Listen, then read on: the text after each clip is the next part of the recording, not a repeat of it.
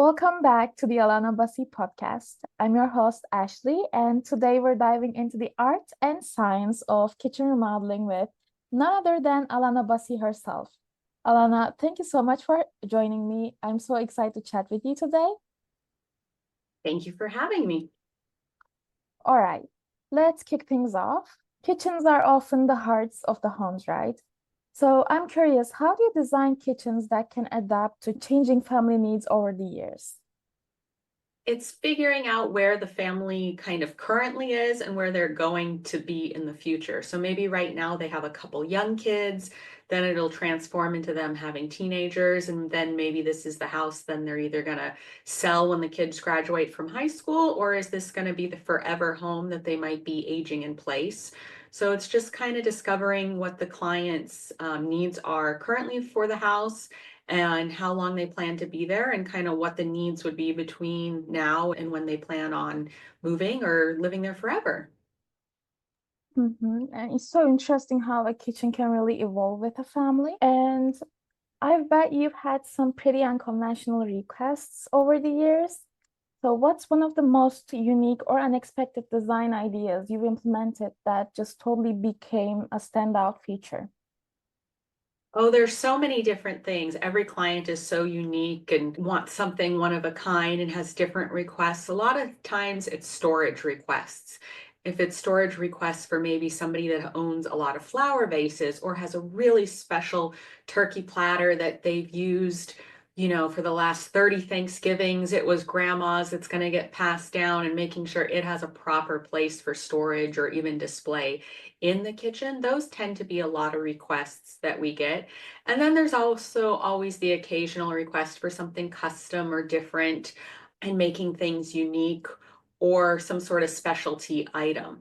But a lot of times it's based upon storage or needs. Maybe they have some sort of physical disability, or the lifestyle is a certain way, and that's what we need to work into the project.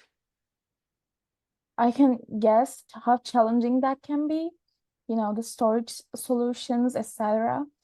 And another challenging aspect of kitchen remodeling is combining luxury and practicality. What are the biggest challenges you face when trying to achieve both in your kitchen designs? Well, we always want to give our clients something luxurious in the kitchen and something they're going to love, but we always want to make sure it's functional. Sometimes things are a trend, but they might not be functional, or they might have a downside that people aren't aware of. So sometimes you'll see maybe a trendy countertop, but the clients don't know that the countertop in the photo, like the lovely marble behind you, has to get sealed all the time. And so if they're not prepared for that, that might be a downfall later on if there becomes staining or scratching or something that happens to it, if they don't understand the maintenance that comes along with those luxury items. Some luxury items are pretty bulletproof and will look the same in about 10 years, 15 years, 20 years. And other items take a little bit more care and maintenance. And then the other thing we kind of factor in is budget. Some fit better into some people's budget, and then there's other options that are maybe similar or give you the same style or vibe, but are costing you a little bit less. It's so fascinating to hear how much thought goes into every little detail.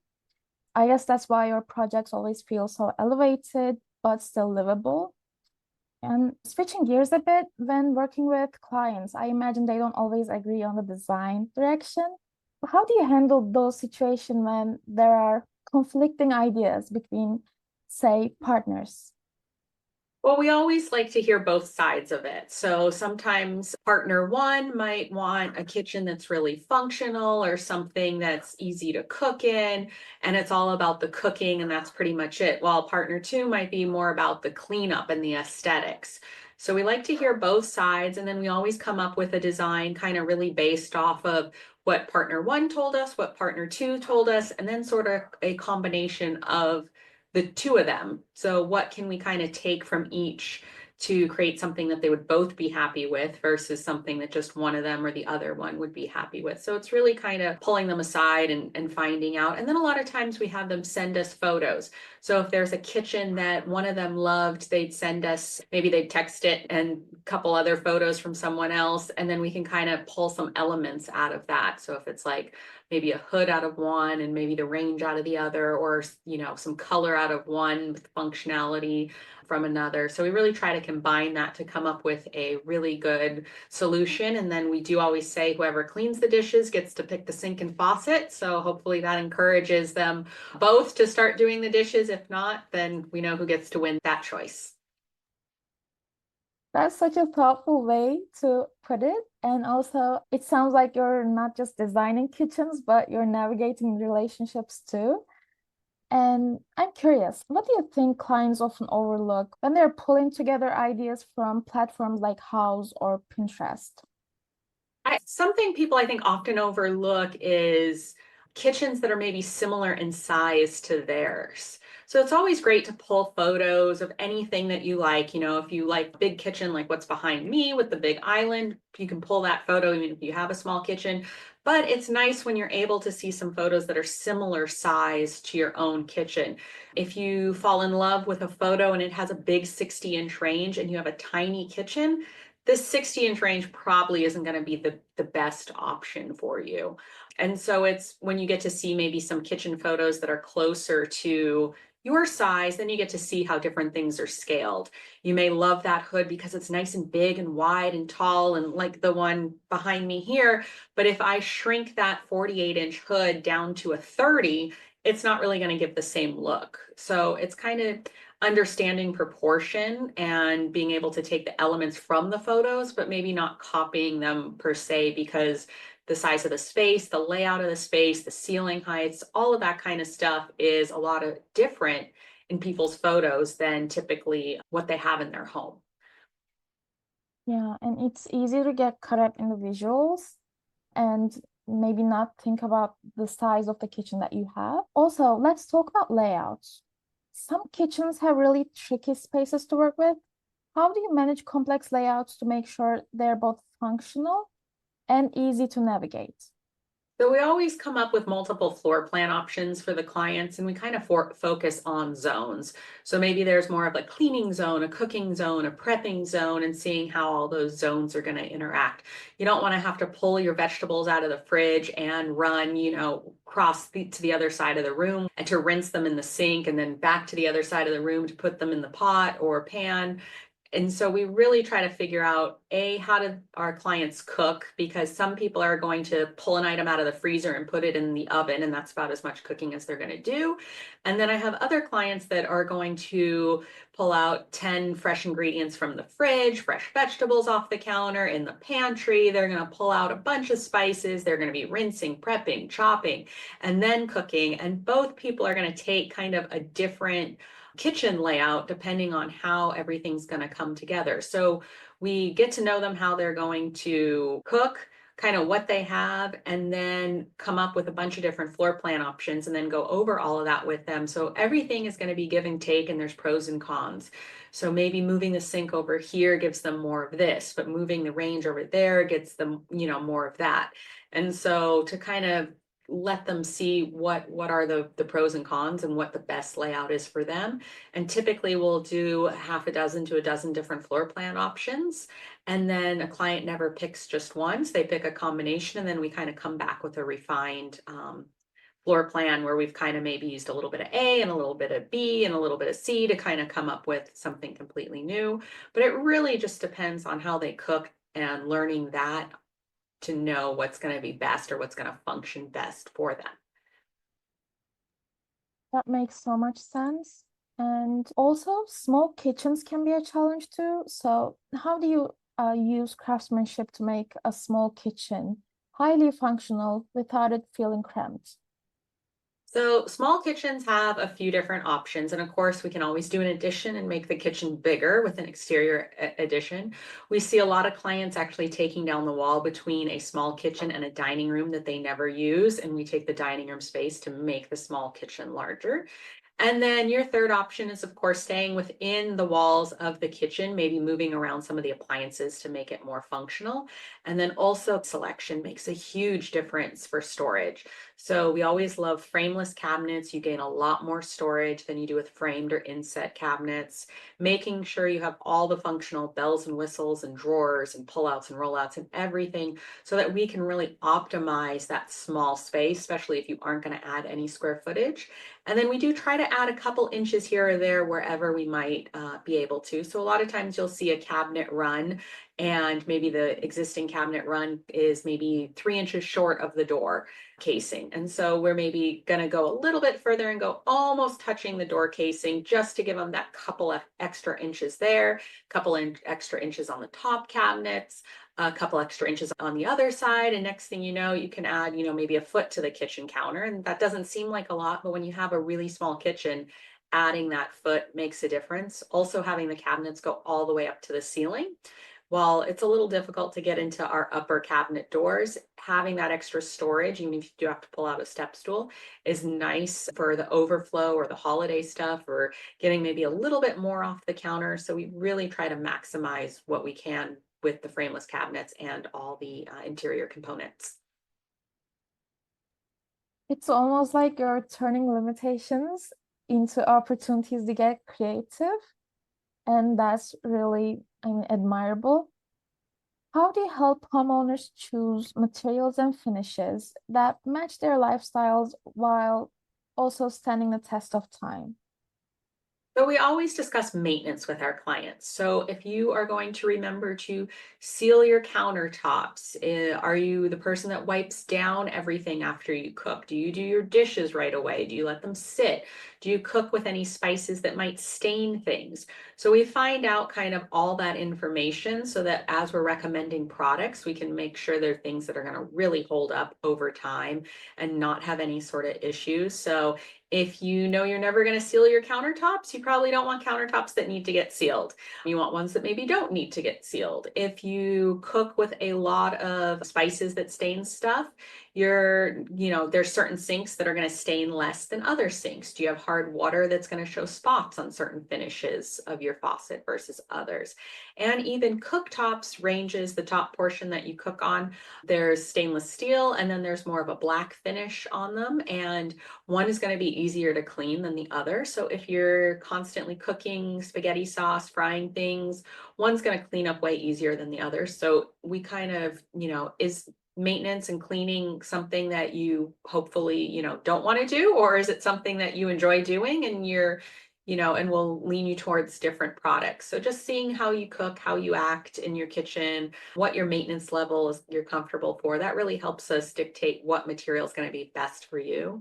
There's no one material that's amazing for every person. There's what's in my countertops in my kitchen, it'd be different than what would need to be in your kitchen, just because we both live differently and have different lifestyles and, different cooking habits and all of those kind of different maintenance habits. And so we just go over all of those things with our clients to figure out what's going to be best for them until that perfect material comes out. They're coming out with new things every day. I'm sure eventually it'll be here, but right now we have lots of options and everything kind of has that pro and con.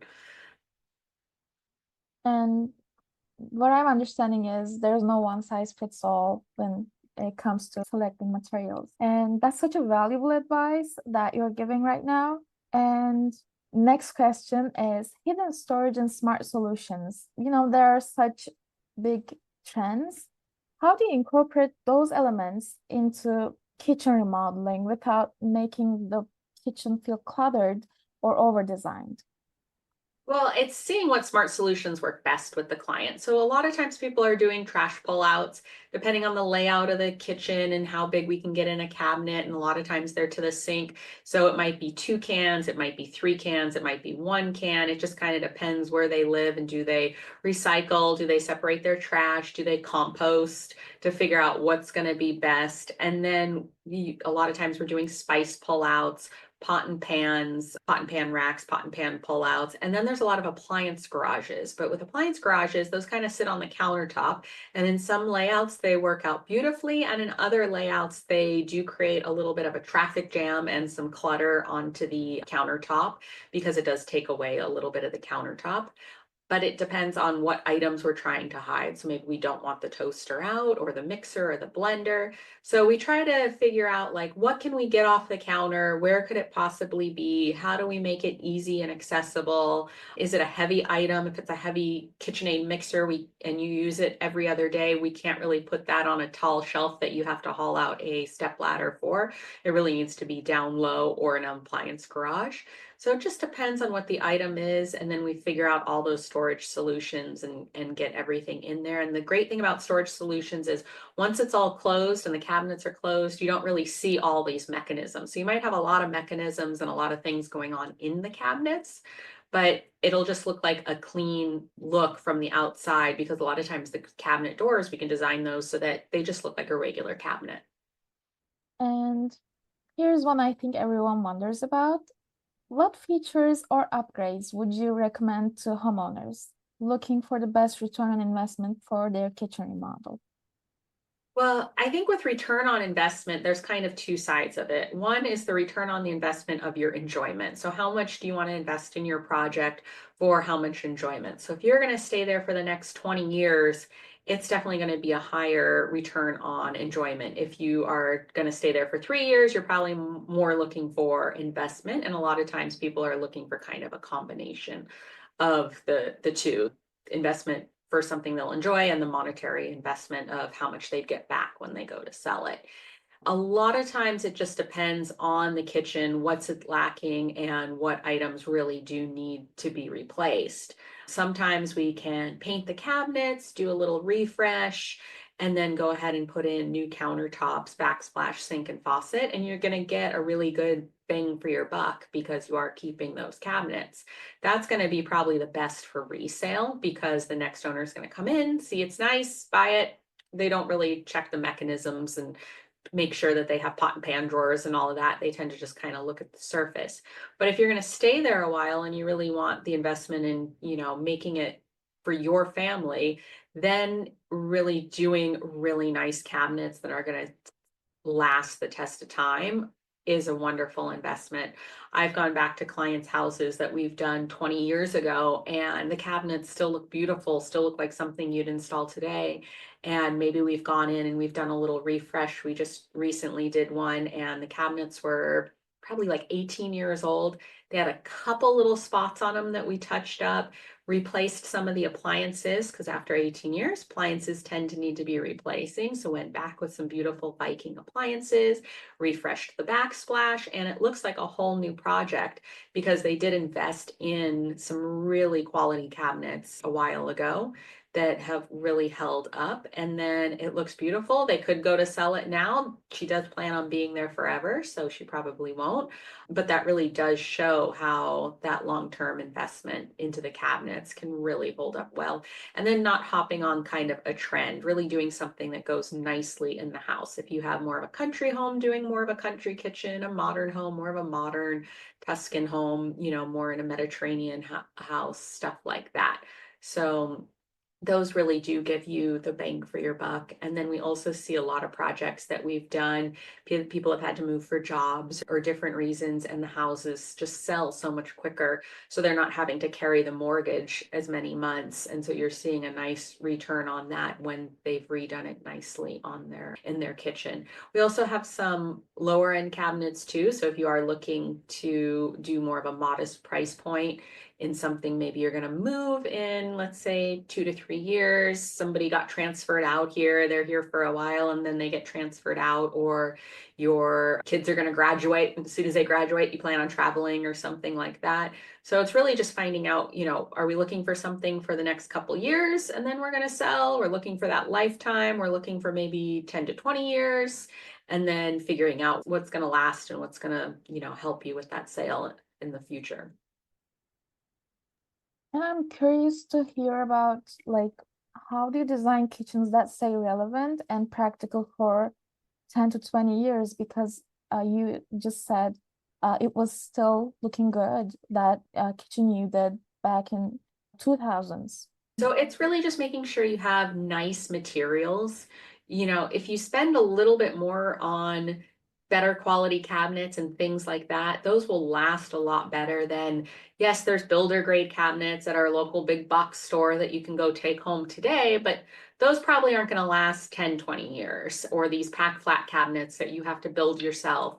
Those are more a disposable product. Unfortunately, those aren't going to get the same kind of wear out of a really good quality cabinet. So if you do very, quality, if you use quality products, and then it's also on the install, making sure there's a quality install helps with everything lasting so that there isn't going to be issues with anything in the future.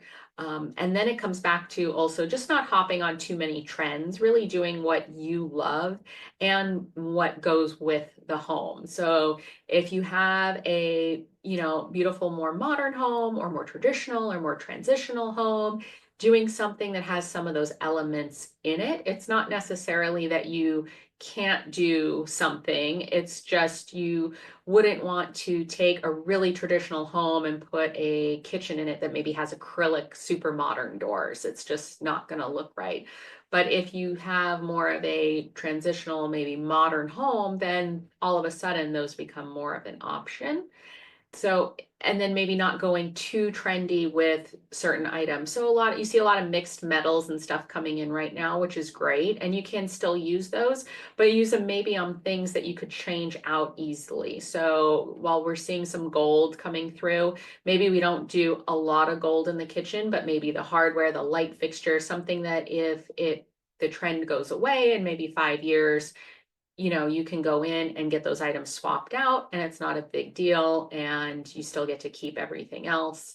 And that way it kind of stays that timeless, beautiful look. And then just not going over the top with some of the things, like you don't want maybe rope on the door and arched doors, and keeping maybe things a little simpler tends to hold on to that kind of timeless look a little bit more than those arched rope doors that we all remember from probably about 5 years ago, 10 years ago. And another hot topic is sustainability these days. What sustainable practices or materials are becoming must-haves in kitchen remodeling? So more things and more things are becoming more sustainable. All of our cabinets we offer multiple lines of cabinets. All of them get the wood for their cabinets from forests that get replanted. So these aren't like they're just chopping down the trees and leaving them. They're actually getting replanted. So maybe when you redo your kitchen and, in 30 years or 40 years, maybe you can get, a tree from the same forest even. And then we have other products like countertops that are used using crushed glass that's recycled, or other components, ceramics and different things that are using recycled materials. There's also some factories out there that are using solar and recycling their water and doing stuff so that basically there is no waste coming out of some of these factories that are being used, versus before it used to be, that wasn't kind of the way. And so we see a lot more sustainable products and sustainable practices from our manufacturers than ever before. And I'm sure that trend will continue. And so it really just depends on the client. Some clients want to know everything about it and we can let you know which are which and all of that kind of stuff. And others are just happy that we're seeing some progress in the industry and seeing a lot of people going that direction. Great to see sustainability becoming a priority these days. And Alana, this has been such an incredible conversation. I learned so much about the thought and care that goes into kitchen remodeling. And before we wrap up, is there one piece of advice you'd like to leave for homeowners considering a remodel? Yeah, make your wish list. Figure out kind of A, B, C option, like what your must-haves are, what your wants are, and it would be nice maybe if, it fits kind of thing, and kind of keep You can do photos, you could just write them down, just depends on what they are. That really helps everybody involved, is figuring out what your priorities. You're the one that's lived there, you're the one that's cooked there, you're the one that knows maybe it's a pain to pull stuff out of the fridge and have to go to the sink there, or whatever it might be. So if you kind of keep those lists, and then also always just try to save whatever photos that you love, or if you go to someone's house and you love their kitchen, take a couple photos, because it just helps us all so much. If you say a modern kitchen or a traditional kitchen, it all means a little different to everyone. But if you see a photo, we can all relate and be like, okay, they like that look or that style. And then budget. Kind of have a budget in mind, what you're looking to spend, so that as you are going through a design process with someone, if it's us or someone else, we can help kind of guide you towards that. So we're not trying to show you a kitchen that costs this much when your budget is kind of this much, and we can kind of guide you towards selections and different things to kind of help you stay within that. So especially if there's going to be two people that, if it's a couple that has their kitchen, talk to each other and figure out what you guys want to invest in your property. Thank you so much for joining us today and sharing your expertise. And thank you to everyone listening. Please don't forget to subscribe to the Alana Busse podcast for more conversations like this. Until next time, happy remodeling.